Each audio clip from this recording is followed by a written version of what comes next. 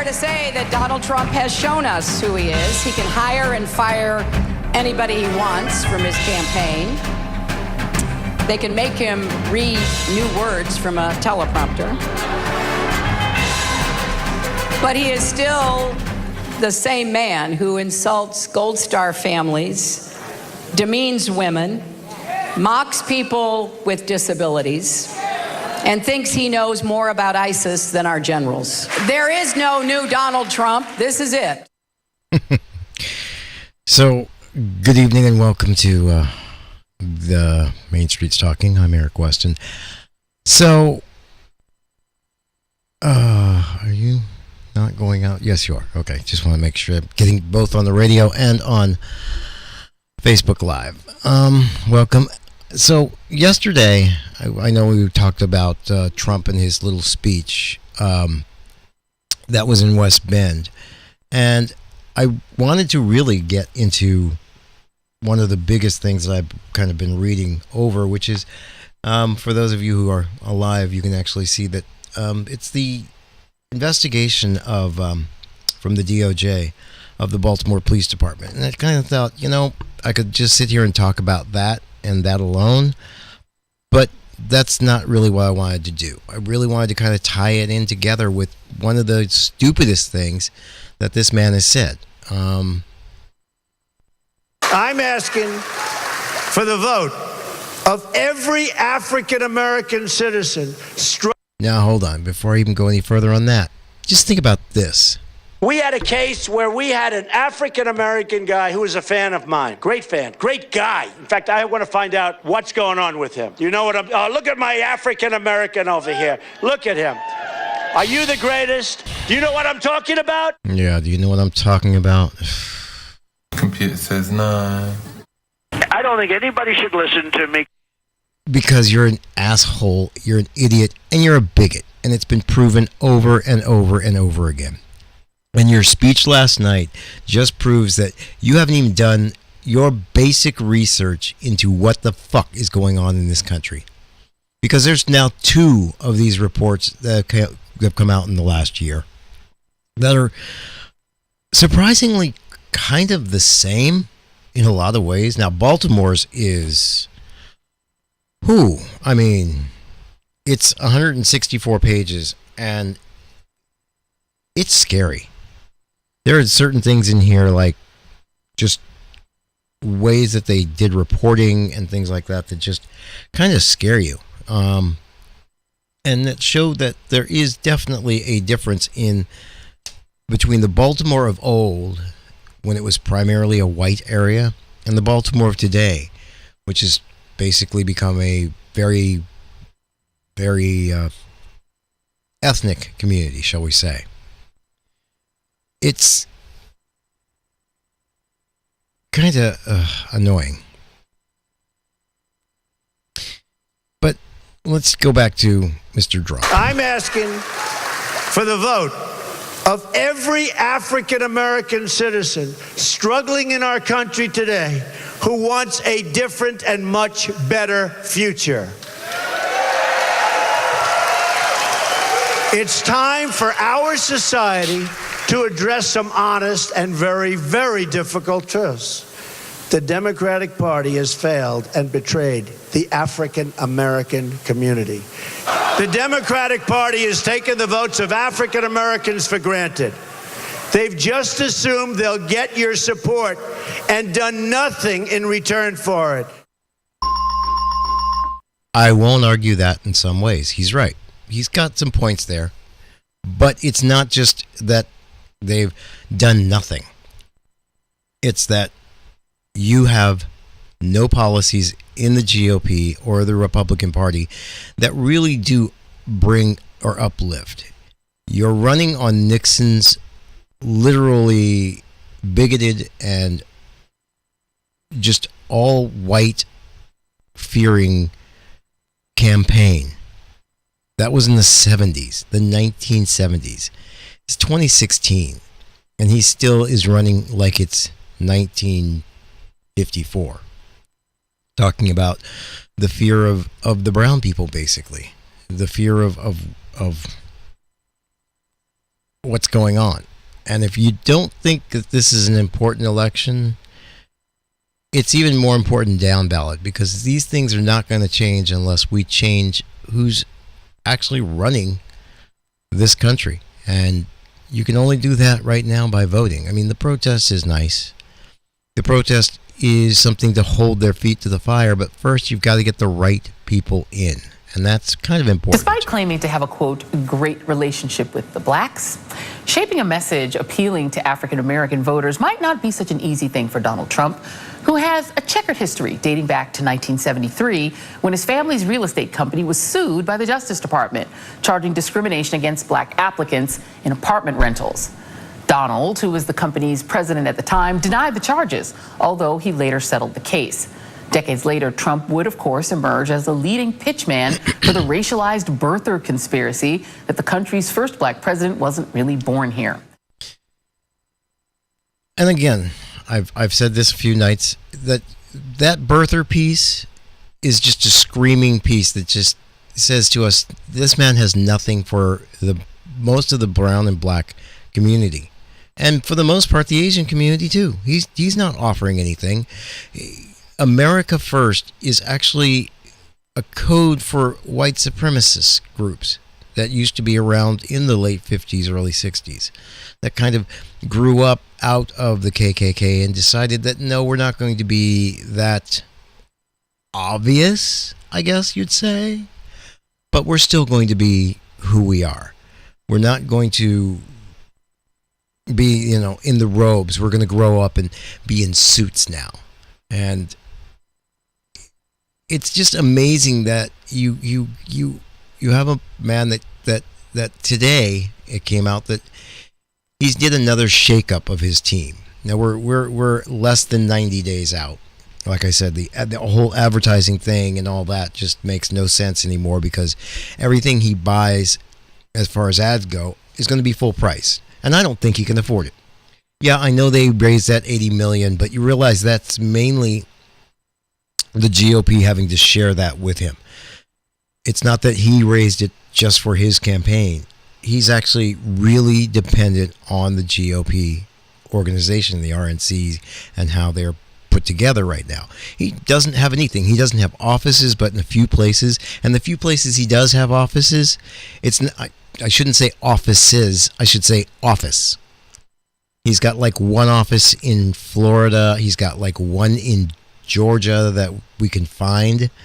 I mean, just go look at this. And one of the things I would encourage everybody to do, and I know it's not something that you would print out, and I'm a little, this is kind of what I love doing.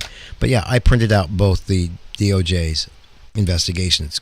Google it, DuckDuckGo, whatever you use as your search engine. Look for it. It comes up. It's a PDF. You don't have to print it out, but you can read through it. And I'd encourage you to go through just the first maybe 10 to 20 pages. I actually got through about almost 40 pages. When I got to the point about stops and things like that, and I got tired of reading it online and decided I wanted to actually sit down and read a little bit more, and I actually printed it out. All 163 pages. And the most amazing part to me is just the conclusion of it. For the foregoing reasons, the Department of Justice concludes that there is reasonable cause to believe that the BPD engages in a pattern or practice of conduct that violates the Constitution or federal law. Basically, their conclusion is that this organization is so poorly trained, so badly put together, and ran so badly that it literally is ruining the lives of a certain demographic of their area. And we know what that demographic is, unfortunately. And it's just funny that they keep going on as if, this doesn't exist. I mean, his call for higher and greater police presence is kind of weird. Last night, Trump traveled to Wisconsin ostensibly to address the unrest in Milwaukee after a police shooting. But Trump wasn't in Milwaukee. He was about 40 miles away in West Bend, a suburb that is 95% white, talking to a nearly all-white crowd while asking African Americans to get on the Trump train. It would be like if you came to the Bay Area for where I'm at, and during the Occupy, you were saying you're in Oakland, but you actually were in San Jose. Yeah, you're not even close to it, but you say that you're in Oakland. And Rudy Giuliani will I'll play him when we get back from the break. This is a man that basically was doing the exact same thing with the largest freaking police department in the world, the New York City Police Department. I mean, almost down to, I think of the DOJ, I have to look up what they did for that one. It's nowhere near as bad as this, because they did an investigation on New York too, but it wasn't quite as in-depth as this. But it did find that he was kind of doing the same thing. And now Rudy is Donald Trump's mouthpiece, and we'll talk about that after the break, because he's just justifying the fear, the fear and loathing that we've got to get away from, and I wonder how we really do get away from it. Is it just education or what? Got to figure that out.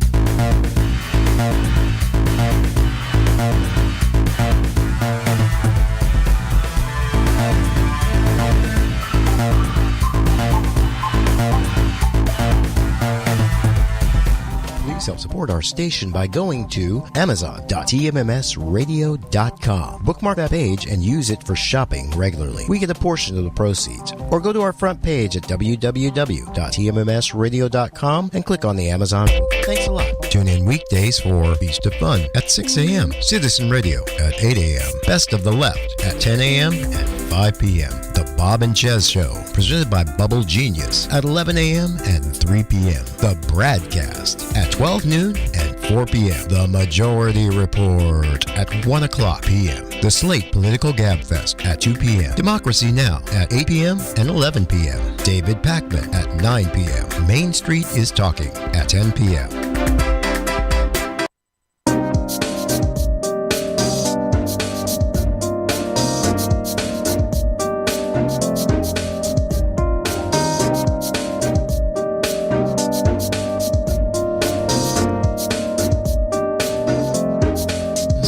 Let's talk a little bit more about what kind of happened today, and a little bit more about how Rudy came along to kind of talk about what Trump did last night. Consider how dangerous that was. Going into Milwaukee in the middle of the riots and talking about law and order, but also talking about what needs to be done to help minority communities, African-American communities, poor communities, to come out of the situation that they're in. No, he didn't. He didn't talk about a damn thing. The only thing that man put forth is more police. Okay, a problem that obviously he hasn't read a freaking thing about, because he'd know that what we've got to do first is fix the police departments we have. There needs to be training and more of a community feel, because I think we've really lost that. And some of that, to me, I noticed going away heavily when we stopped funding the police departments via taxes. When we started doing it via fees. Fees. In other words, you take the person who may or may not have done something wrong, and you put everything on that person. You put the onus for everything on that person. You literally, even if it's just a minor citation, those citations went from being a reasonable amount, 10, 20, something to remind you not to do it again, to an amount that actually didn't make sense. And it became fee on top of fee on top of fee. It became late fee if you couldn't pay that. And the lower your economic scale, the worse it seemed you got. To the point where we're almost back to a debtor's prison. And a lot of people don't recognize that. They don't see that. It's been so slowly and, just we'll put a fee here and we'll put a fee here. And then, so if you break this law or you do this, then you pay for not only the ticket, but the probationary thing, the ankle bracelet, you pay for your own incarceration, which in some ways, yeah, I can see some of that, but you actually get to a point where you make it ridiculously expensive. Or what we decided to do on the other side of that is just throw everybody in jail. So what happens is you get this equal number of people being found with illegal substances, but you'll find that 55% higher rate of black incarceration from the same thing. And there's just something completely wrong with that. You know who he's talking to? He's trying to talk to America with his base behind him to give him some wind beneath his wings.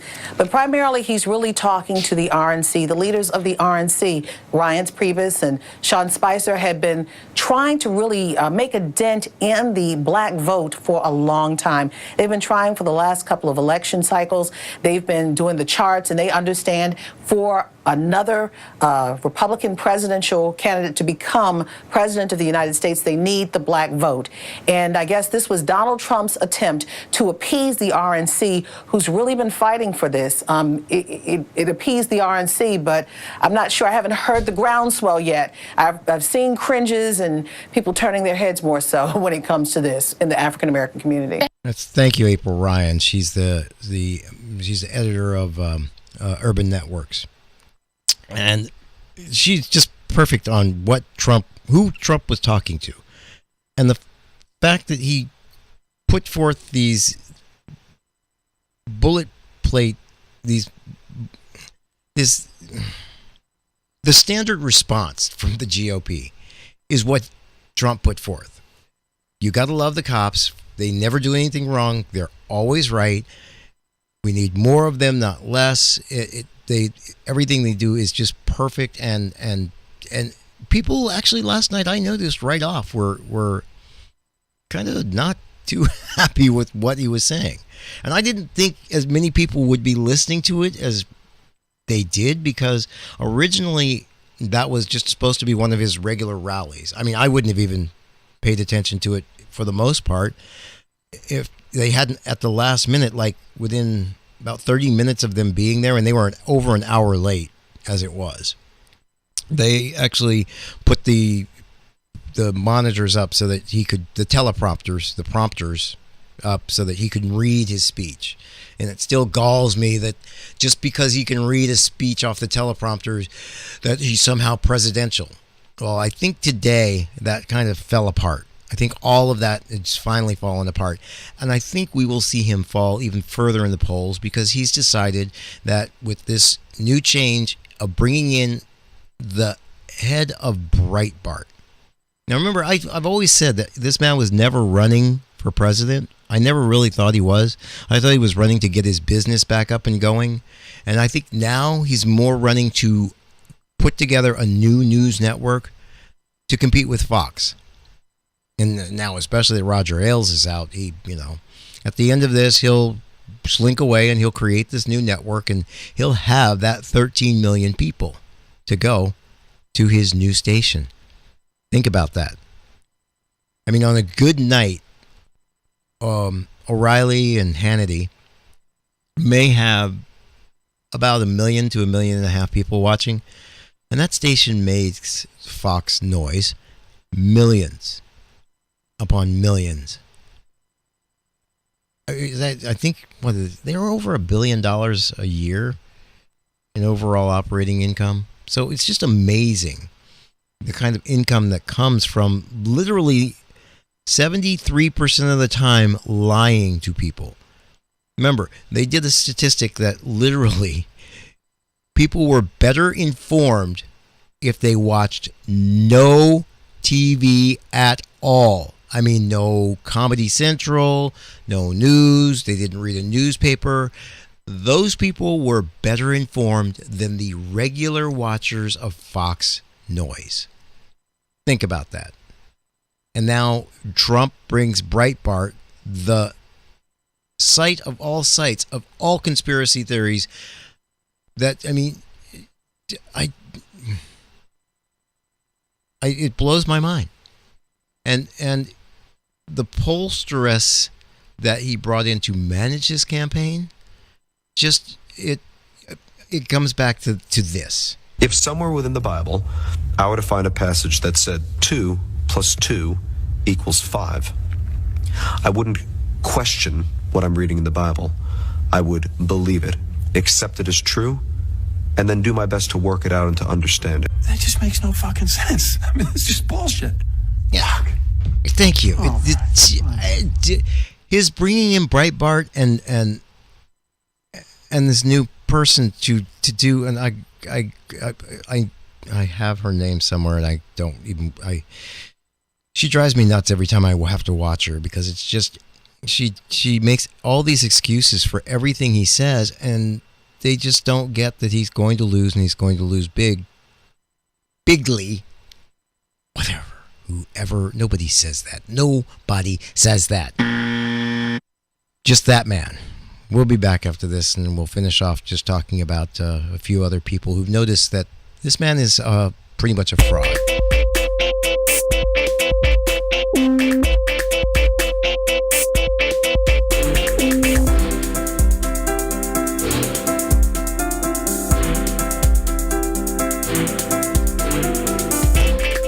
Tune in weekdays for Feast of Fun at 6 a.m., Citizen Radio at 8 a.m., Best of the Left at 10 a.m. and 5 p.m., The Bob and Chez Show, presented by Bubble Genius at 11 a.m. and 3 p.m., The Bradcast at 12 noon and 4 p.m., The Majority Report at 1 o'clock p.m., The Slate Political Gabfest at 2 p.m., Democracy Now! At 8 p.m. and 11 p.m., David Pakman at 9 p.m., Main Street is Talking at 10 p.m. Thank you for listening to TMMSradio.com. You can help support us by going to patreon.com/TMMS Radio. You can either give a $1 or a monthly contribution. It all helps us stay on the air. Thanks, and thanks.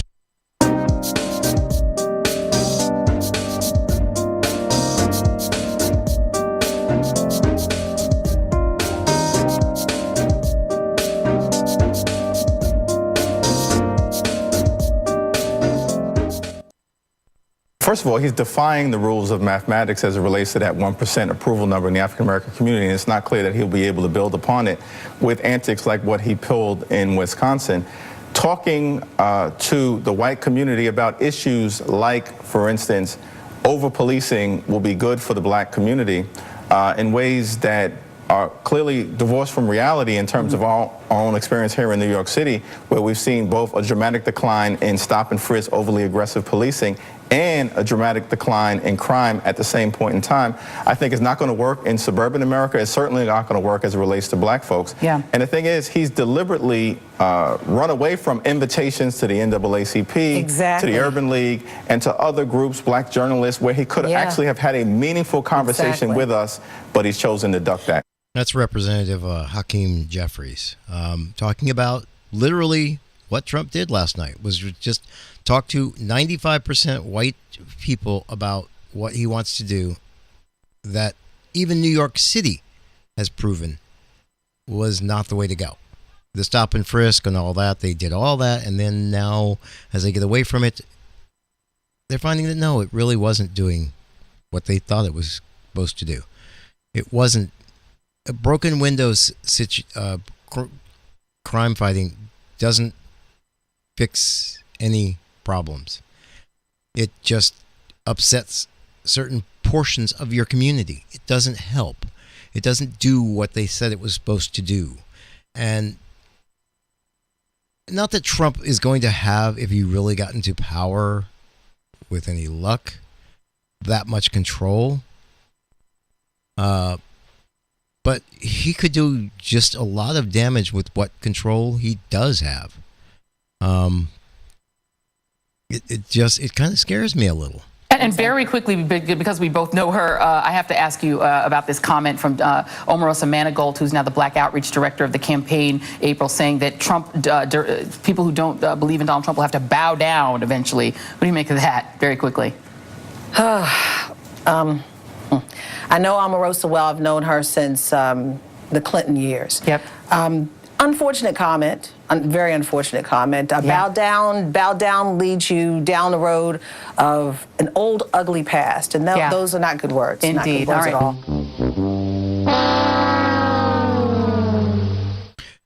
The Black Outreach person is not going to help with that 1% number. Now remember, in certain areas like Cincinnati, where they did their convention, right now, Trump is polling at 0 in the black community, 0.08 in the Asian community, 0.08. Do you know how, not even 0.08, how do you do that? That's how many people, and I don't see how anybody can believe that he can come back from that. I mean, how do you come back from these low numbers? And they keep going to this point of, well, you know, it's that angry white guy that they're after, and I agree that's who they're after. But have you noticed that something happens in this country in between these 4 years? California is already a, and I hate the way they put this, majority minority. No, in other words, you white dudes ain't the majority anymore. That's all there is to it. And that's also happening in other states slowly but surely. And it's scaring a lot of these lower educated white guys to death. And that's what Trump is on. He's on this white nationalist binge. And I just think that's unfortunate. It's just the reason we need to... I don't think anybody should listen to me. Again and again, I just keep saying that nobody should be listening to this man, but that's what he's after. I don't think he wants to be president. Like I said, he wants to be the head of this white nationalist organization, and it will be started with this great media company that he will put together after the election's over. And it will probably work unless he is just humiliated. The larger the numbers that we can get out to literally defeat him, the greater chance we have of actually maybe even getting the House back. The numbers aren't quite as nice as we'd like them to be, fingers crossed, but they're still trending in a way that in the next 80 some odd days that it could change. And if we could get the Senate and the House, especially the House again, it would be an amazing thing. I mean, yeah. And especially if we could get it for more than like 77 days that Obama had it. If we could get it for the first 2 years, really keep that first 2 years there, maybe we could get something done that would change. Like getting rid of a few of these issues, like getting taxes put back in, getting a jobs bill through that actually does do infrastructure. Let's stop paying for the world wars that we are in by ourselves, controlling the world, and put some of that money back into our own country, into education and transportation and things that we need to get done. So I don't have to ride a 40-year-old train to work every day instead of one that's brand new. Thanks for joining me tonight. I will see you tomorrow night. You have a great night. And let's hope it gets better.